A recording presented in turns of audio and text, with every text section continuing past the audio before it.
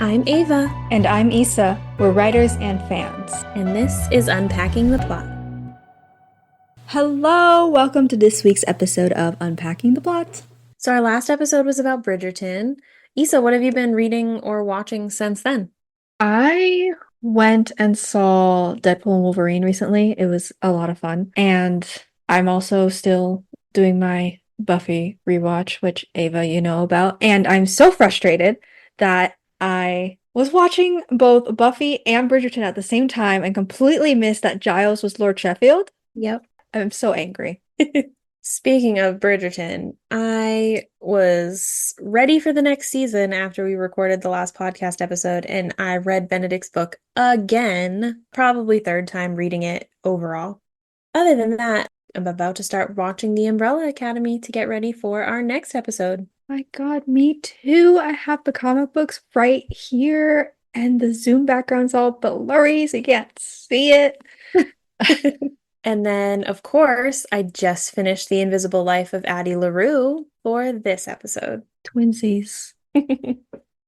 For those of you who don't know, The Invisible Life of Addie LaRue is a novel that came out around 2020, Yeah, 2020. and it is about Addie LaRue. It's a story about a girl who made a deal with the darkness, aka Luc, for the freedom to live her life as she pleased. The catch is that she can live her life how she pleases because nobody remembers her until we meet Henry. So this is your first book by V.E. Schwab, right, Ava? It is. I've been hearing about V.E. Schwab for a long time, but the first time I actually read one of her books was in a collection of short stories called Vampires Never Get Old, and hers was called First Kill. And it's actually a little Netflix series that apparently got canceled. But anyway, I loved the story. It was the most captivating of the bunch. And I just went, okay, let me read her other stuff. I've been hearing about her for a decade or something now. And I've read The Monsters of Verity and Villains Duologies. And I plan to read more. And I like following V.E. Schwab's characters, but I think ultimately it's her writing style that captivates me. So I was excited to read a book of hers that was a standalone, because the only other thing I've read of hers as a standalone was a short story. I did really like her writing style and the way that it flows and, how she paints a picture and just the way that she words her prose. But I really struggled with the pacing of this book. But that is to say, I would still read another one of her books. I didn't dislike this book. I just struggled to stay immersed in it. Yeah. For a book that had so much acclaim and literally on the back has a review by Neil Gaiman, I was shocked to be like, I kind of felt like this book might have done a little better here. But yeah, I want to hear more about what you said about the pacing. So, what I struggled with were all the time jumps. It, Okay. it just pulled me out of the story. I was very into the story and what was happening, and then we would jump back in time. And at first, it was like, oh, great, I get the backstory. But then after a while, it was like every other chapter is a time jump. And so you can't really, or at least I couldn't, really get immersed in the story because every time I settle in, we jump somewhere else. And so I'll settle in to New York in 2014. Boom, we jump and we're in France in 300 years before that. And it just kept me unsteady and it didn't really fuel my sense of wanting to continue the story because I wanted to read the story, not the story broken up into all these little bits. And I have to try to hunt down where it connects. And I feel like it should have connected sooner. The past doesn't really have a lot of prevalence until you get to the end. At the end, you can see how it all starts to come together. But if you have your reader struggling for that long, there's a problem because I'll be honest, if I wasn't reading this book for the podcast, I would have not finished it about 58% of the way through because I was really excited when probably a little less than halfway through the book, it switched from only Addie's POV in the present and in the past to Henry's POV. I was like, oh, great, another point of view. This feels refreshing. I'm excited. But then when it did the time jumps for Henry's past, I was like, I am not about this life. Like, I can't do time jumps for both of these characters. I just can't do it. And And his so, time jumps were just a year behind. So it was like 2014, 2013, and it was yeah, it just, I really struggled with it. I understand that. And I mean, hooking a reader is just something that every writer, no matter if it's creative or academic, that is something that any writer knows to do. But you need to continue that engagement throughout the story. And when you're flitting back and forth between two times and they don't directly parallel what's happening, there were some moments that did, but otherwise, to me, there wasn't as much of a point to continue with flashbacks when they weren't directly related to the story or adding to the suspense. Such as in the beginning, we get these flashbacks, and then that's how we learn how Addie got to be where she is, and the mystery is solved. And then I feel like once that happened, we could have toned it down. Yeah, I can handle some flashbacks, but when it's every other chapter, it just really doesn't give you a chance to hold on to the story and immerse yourself in it. Yeah, it was close to every other chapter. There were moments that weren't, which I was thankful for. But I think what happens when you're such a successful author, you stop killing your darlings as much, and the darlings that she could should have killed were all the excess stuff, in my opinion. The other thing that I struggled with was she did it more in the past, in the flashbacks. She would say things like, "It would be years before. Tomorrow it will be. She will come to learn. It will be years before she sees the sea. It will be years before she crosses the Atlantic." And every time I read that, it pulled me out of the story as well because I'm reading about her in this moment in time, and then you're telling me something that's going to happen decades from now. Yeah, and And it I sounded poetic at first, but then it was when we go to the past so often and then we see these moments again later in other flashbacks to the past, it was like, well, then why are you doing this? What was the point? I think what left you looking for more was I feel like there should have been a little bit more development of Luc or the darkness. But before we get there, let's talk about Addie. Addie, our main character, the titular protagonist. She is a French dreamer girl who makes a deal with the devil and is cursed to be forgotten by everyone once she's out of their sight or away from them long enough, and she cannot leave a mark on the world. That's what I wrote in the notes. We have notes, guys. I feel like Addie wasn't meant to have a lot of character growth throughout most of the book because she's stuck. So I felt like her being kind of a stagnant character without growth was on purpose until she meets Henry. You start to see some character growth in her when she meets Henry, who's the first person in 300 years that can remember her. And you really start to see how that changes the way that she's been living. And you kind of see her defending her way of life in some ways, even though it's not ideal for her either. Right, because she can't age, so she's just kind of surviving and getting by. Yeah, and nobody can remember her, so it's not like she's had any meaningful relationships in this time. The only person that can remember her is the person who put her in this position, Luc. Mm-hmm. Stagnant is a really good word. Addie develops as a character to an extent, but because things keep getting reset for her, she never gets closure, like how the book describes it as ellipses. So it's hard for her to develop. She literally can't age. She has to start over every single day, but it all made the pacing frustrating, like we've discussed. But I could relate to her. I mean, I am also a Pisces who draws and reads and loves cheese in spring. So Yeah, I really did like her as a character and kind of understand this position that she's in and how hard it must be. I guess I wanted more time in the present with the occasional flashback. I did really like this question that she asks one of her lovers in one of the chapters in the past.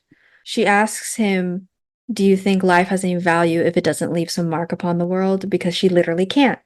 And he says that we all leave a mark some way, like we might not all be a big writer, but someone's making the paper, someone is making the ink, and things like that. And poor Addie can't exactly relate to it because she literally can't make anything. Other people need to make things for her. And that's when she kind of starts making all those connections with artists whenever she does her whole daily reset thing after knowing someone for a whole day, because then she finds herself in paintings and sketches, and they all exist throughout the years, and that's the only way she feels like she can leave her mark. Which is interesting because she wanted to live. That was her wish, to Luc, the darkness, the deal she ended up making with him. And then she got all these catches, like not being able to create, not being able to affect much of the world. She has to steal just to get by, but it works since everyone also forgets her, and that's how she's able to live so freely. Because she didn't want to get married. She's a runaway bride. But I think what she really wanted, like that was a lie. That was her character lie. But in reality, what she wanted was, or needed, was to leave a mark on the world, which is achieved by the end of the book. I can see that. But I mean, even she herself admits that if she were to go back in time, she would make the same decision. Yeah, She did not want to marry that man. she did not. This stuff always happens with like runaway brides and stuff. It's like, I do not want to do this. I just want to be 23 forever. Forever is an awfully long time. It's never. Oh, B.E. Schwab actually based this kind of off Peter Pan. And it says somewhere in the book about how Peter Pan forgets as soon as Wendy and everyone leaves. And so B.E. Schwab said for Addie LaRue, her inspiration was to do the reverse, write about a girl who everyone forgets instead of a boy who forgets everyone. That's a Peter Pan quote you used, and I just, Is it me. a Peter Pan quote? Yes. I think you're right. I couldn't remember what it was from. Not the cartoon, the live action one from That's like, universal. but you know which movie I'm talking about. Yeah, I know what you're How did you feel about Addie when we see her in the present versus the past? Did you get a character distinction at all? Not really, but I don't feel like you were supposed to. I mean, you can kind of see that she's more comfortable in the present, but Hmm. I think that that comes with time as well as circumstances changing and how women were treated. In the past, you see her dressed as a man, trying to get by, trying to figure out how to live, people looking at her funny because she's a woman walking alone. Whereas in 2014, a woman walking alone through New York City isn't like, what is she doing? It's relatively commonplace. So I think on some regard, it's easier for her in the later years on multiple levels, both because she has gotten used to it, gotten better, as well as just the world changing and being more of an accepting place for a woman, an unmarried woman. Yeah, she has a lot of love interests throughout the book. So many names. It was a lot of names. I feel like it could have been conveyed without as much depth. And she does make a reference, which, it's actually funny. She never really mentions it again. There's a quote at the beginning of the book, before the actual story starts, and says, 7 freckles, one for every love she'd have. That's what Estelle had said when the girl was young. One for every life she'd lead, one for every God watching over her.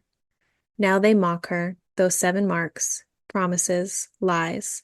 She's had no loves, she's lived no lives, she's met no gods, and now she is out of time. And so I don't know if that was kind of the purpose between mentioning all this section of her lovers, but it was both too much and not enough, in that if you wanted them to be important, you needed to talk about them more. And if you wanted them to be less important, you could have foregone their names, just like mentioned this painter I dated. It could have been shorter. Yeah, I agree. Because then you got lost. When you get a name, you think it's going to be important. And I mean, realistically, the only one who ever comes back and makes it seem like they were important is Toby. Right, because Toby is a musician and that's who she wakes with in the beginning of the novel, and he doesn't remember her because, of course, he's been asleep for a long time, and that's long enough to not see her, which is long enough to not remember her when he wakes up. And they make their song together, even though he's known her for months, and then it comes back later when she hears the song, and it's about her and how she's reflected in art yet again. Yeah, I really liked that scene. I feel like to talk more about Addie, we got to talk more about Luc, since he kind of spurs the entire journey for her, or it, I guess. The darkness. He is your antagonist. I feel like he needs to be a little bit more developed, not just this flat entity. And like you have all these moments between Luc and Addie building up in the past, which I started to realize was what they were trying to do, because the flashbacks started to happen every year on the anniversary of her making the deal. And it was either her waiting for Luc or her with Luc. And then there were these little references that made it seem like they had a relationship. Like it started off with like before what happened in New Orleans. And I was like, okay. But then we get, what, 75% of the way through the book before it's ever actually mentioned? It's really far through the book before it's actually mentioned. And I get that maybe the author was trying to keep some mystery alive or kind of trying to string that along and keep you in suspense, but it got to the point where the story lacked what it needed because they were trying to keep you in the dark so much. And sorry, go ahead. No, I was just saying that that's punny. They were trying to keep you in the dark so Oh. much. It's the darkness. Well, because it very much paints him as a one-dimensional character. He doesn't have any other facets, He but just then all of collects a souls. He makes deals. He exists in the night. It's nothing really beyond that to the point where they have the relationship, him and Addie, in the mid 1900s to the 70s. She's already lived for over 200 years. Like, it just seems a long time, not just for them, but also for us as the readers, reading that so much later into the book. Because I didn't feel the suspense of their inevitable, oh, and they were together, they were a thing. I wasn't feeling it because he screwed her over. And so I was like, this guy sucks. Yeah, I feel like maybe we should have had some Luke POV because all of a sudden at the end of the book, he's like, I love you. And you're like, fucking excuse me? Like, what? I can understand why she would have feelings for him when he's the only meaningful relationship she's been allowed to have for 300 years. Yeah, because he's the only one who can remember her until Henry later on. But Right. I mean, even if those feelings are hate, he is the only person that can remember her, the only person she can have meaningful interactions with. So, on some level, it makes sense. But from his perspective, there was like nothing going on. And like, I mean, yeah, you can kind of see why it would be fun for him to have somebody that like denied him and constantly challenged him. right, because he keeps showing up, hoping that she'll want to finally sacrifice her soul to him. Because most people just die or their time is up in some way or another. But with Addie, part of her deal is that she lives forever. That's part of the catch. And so Luke shows up on their anniversary of the deals and is like, hey, surrender your soul to me. And she's like, no, every single time. And that's kind of what ends up fizzling out the relationship when their entire time he doesn't ask for her soul. And then it's been years and he's like, surrender. And she's like, oh, this was just a trick then. But then at the end of the book, he still wants her. So I get where you're coming at. But he's not developed enough to feel that in the way that the end of the book makes it feel like you should. And I almost feel like the author didn't like him as a character and didn't want to put that detail into him because he's just not very well rounded. And I understand that he's not a human character and he is a dark force. Right, your antagonist. But even your dark force has to have motivation. Mm-hmm. It has to have reasoning behind why it's doing what it's doing. And we don't get that.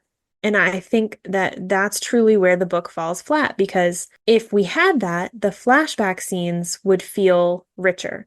They would feel more engaging because the flashback scenes are really about him. The flashback scenes are building the relationship between Addie and Luc, but they fall flat because Luc isn't developed enough to feel that. He just feels like this wall that she's talking to. And even in the moments where the flashbacks were just solo moments of Addie, she was still thinking about him. And I Exactly. needed to be as excited about that as she was. If our protagonist was here, like, I need someone because I am so lonely. He's the only one who can remember me, even though he sucks. Like, I needed to feel that intensity with her, and I wasn't because, like you said, it felt like a wall. And whenever he was giving off personality, he reminded me of freaking Spider-Man in the Spider-Man 3 being all emo and edgy because he would say, Luke would say things like, God doesn't always answer, but I do. And I'd be here like, okay. And can we talk about his name really quick? His name was based off of what Addie kept drawing. Addie kept drawing this ideal man before she, got the curse and couldn't leave a mark on the world. She would draw. And she would draw her ideal man based off all these features that she liked from boys in town, right? And Luke took that form for her to make her comfortable. And this whole conversation happens while they're like sitting at dinner at this house that she broke into. Like, back in the day when she was only a few years into her curse in the 1700s in France, and he uses some freaky power to control all the servants and forces her to eat dinner basically, and they have this little chat. She gives it a name when he is like, "Do you want to give me a name?" Because she asks him, "What's your name?" Because name has power and all that. And she's thinking in her brain, she's like, Luc, short for Lucian, but also short for Lucifer. And I'm like, V.E. Schwab, you're having an emo Spider-Man moment here. This is all those names mean light. Even Lucifer. Like, I know you're trying to be, ooh, the devil, but I was over here like, oh. Because I thought it was very ironic at first. I was like, oh, that's kind of clever because it means light. And then it was like, but like the devil. And I was like, oh, okay. You know what I really loved about that moment is she was talking about like all the names she had thought of for her stranger, I think is what she calls him. She like tried on all these names. And when it gets to the point where she's like, I tried on the name Henri, I was like, not Henry. Henry didn't fit. I really missed a chance for a connection there. What I kind of foresaw happening when she was drawing this man who Luc took the form of, who then looks like Henry. I really thought we were going to get some kind of Henry was her soulmate and she was feeling that all the way back in the past and her journey with this darkness and this deal was to get her to where she needed to be in order to make that connection. And I feel like that was like a missed opportunity. Like, was she drawing Henry because it was destiny, or was she drawing what she was attracted to, which then later made her attracted to Henry? For me, it was almost like a what comes first, the chicken or the egg? The stranger or Henry. Yeah, I agree. And I mean, we do get Henry later on, which I really liked because, I mean, for one, we already mentioned we do get his point of view, his flashbacks as well. And I'm just glad that when that happened, they were contained to one part. And then we got some point of view parts later, but they were in the present, not no more flashbacks. I was like, I cannot be doing flashbacks of both Addie and Henry and present day stuff at the same time. Just this part, I think it was part 4, dedicated to that. Great, fantastic. We have our pansexual king, Henry, like Deadpool. I just came off that movie. I'm like, he's just like Deadpool. He's pansexual. He is not like Deadpool in any other way, though, because Henry is a sad boy, very different from Luc and very different from every person I think that Addie meets, I would argue. What do you feel about that? Henry was extremely refreshing to me in this book. I was so excited when we got his POV, not so excited when we got the time jumps from Henry's POV, because I was really hoping by that point the time jumps would be done and that we would settle into the present and we would see how this story was going to play out. But I really did love him as a character. I really loved how he interacted with Addie. And I do think it was good to know kind of where he was coming from. I did like the way that she handled the suspense with Henry's reveal that he too had made a deal and that was why he could remember Addie, and how for a while you're just kind of wondering, and in me in particular, I was wondering, is it because they're destined to be together or something? And then when she tells him about her deal, when he's finally like, what the hell? Why can't my friends remember you? Like, this is getting annoying. I really liked how he was like, I made a deal too. And how you see that where Henry made a deal to be loved. And the most heartbreaking thing for me about Henry's deal is Robbie, because I think they were friends, lovers, and then friends again because Robbie broke up with him. And I think that was hard for Henry, and Henry still had feelings for him. And, he carried that torch for a while before he eventually moved on. And then with the deal that he made, it makes Robbie fall back in love with him. And I It fills think, in those gaps. Like yeah, everyone was able to see their ideal person in Henry because you couldn't actually get people to fall in love with you. yeah. And I think on some level, like that just has to be the most heartbreaking thing of all for somebody that you love to not really love you, but loving this idealized version of you. That was rough. I didn't mind the Robbie and B parts of the flashbacks. It was the Tabitha part that Right. was a little bit, again, it was like so many people you're throwing into this. Yeah, his fiance, his ex. Well, no, they didn't even get to be engaged because he proposed and she was like, no. I did like that the refused engagement was the straw that broke the camel's back, and that's what pushed him over the edge and what made him to make the deal because, he has had these like relationships and he keeps trying and nothing's working and he just feels like he's perpetually meant to be alone, like even his own family. It's funny too because it's almost like nobody sees him. And then he makes this deal to be loved, and nobody can see him. Well, not like Addie, but like nobody can really see him. They see what they want to see. Exactly. And for those of you listening, Henry, he's in this point in his life when he makes the deal. He feels like he's the failure of his family. He just ends up running a bookstore, and that's just all he does. And he has no great ambitions or things like that. He's just trying to find his way. And he always feels like he's not enough. And he just wants someone who is able to see him as he is. And he doesn't really get that until he meets Addie, who doesn't have this glazed over look on her eyes about who he really is. No idealization, no nothing. And it's all because they both made deals. And at first they're like, wow, we're so clever. Luc made a mistake. It was not a mistake. It was all crafted on Luc's part to push Addie because Addie thinks that Henry made a deal for a lifetime, which surprises her. But really, he made a deal for a year, and his year is almost up.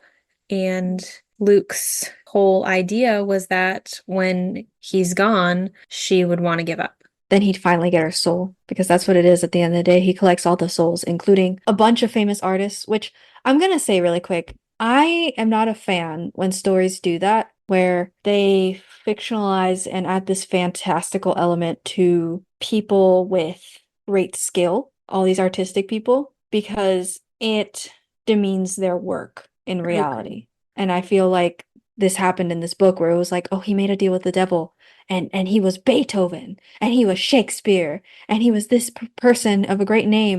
Yeah, they did it with Sinatra too, Frank Sinatra. Yes, I didn't like that. And I've seen that in plenty of other fiction, and I really don't like when stories start throwing big names out there because it's like, no, he actually did that work.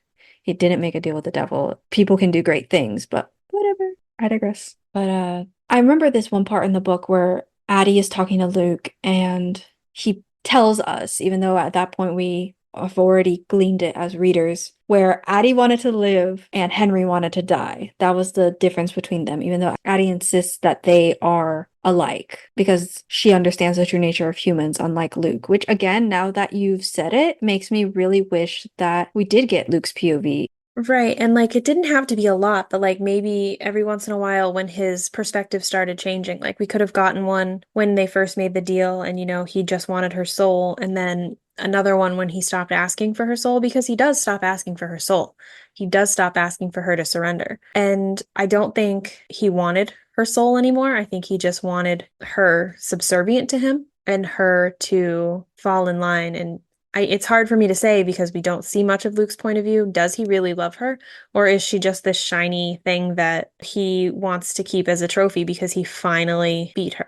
Yeah, there were too many questions towards the end. Like, I was happy that at the end, Addie was like, I'm going to best him because I know him better than anyone else. Because throughout the story, we're given that she has this photographic memory of sorts. She cannot forget any of the days she's lived ever since her curse, which is, a cruel reality considering that everyone else forgets her. So I did like how that was laid out to where she had this memorization of Luc's tics and things like that, but Luc is still this dark force beyond humanity. So I wasn't as assured in that moment as I felt like I should have been. The ending left a little to be desired, Yeah, a it lot felt to be desired. conclusive, but agreed. Like it just was kind of like, so is she happy that she's like with Luc? Is Luc happy? Like what are people feeling? I didn't understand what people, the only person I could understand what they were feeling was Henry.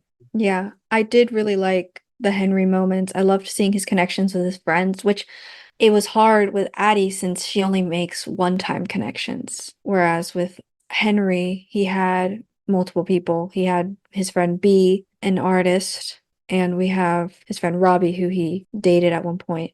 And I really loved how B ended up finding a bunch of art pieces that resembled Addie because Addie has the seven freckles on her face. And it ended up all coming together, this idea of Addie loving artists and finding people that could make her leave her mark on the world without her literally doing it since she couldn't. And then someone finding it and gathering it and putting it together. And then we get the ultimate climactic event, which is Henry doing that with the novel, I guess, because it's called The Invisible Life of Addie LaRue. And I found it funny too at the beginning of the book how Henry is working at the bookstore and B tells him, anyone who wants to work at a bookstore wants to be a writer. And he's like, no, I don't want any of those things. And because Addie keeps telling Henry her life story after he finds out, he writes everything down because Addie can't. Then he's able to turn that into a book and publish it. And it's nice. Because the whole thing with Addie and Henry is once they're able to realize that they're unaffected by each other's deals, their curses,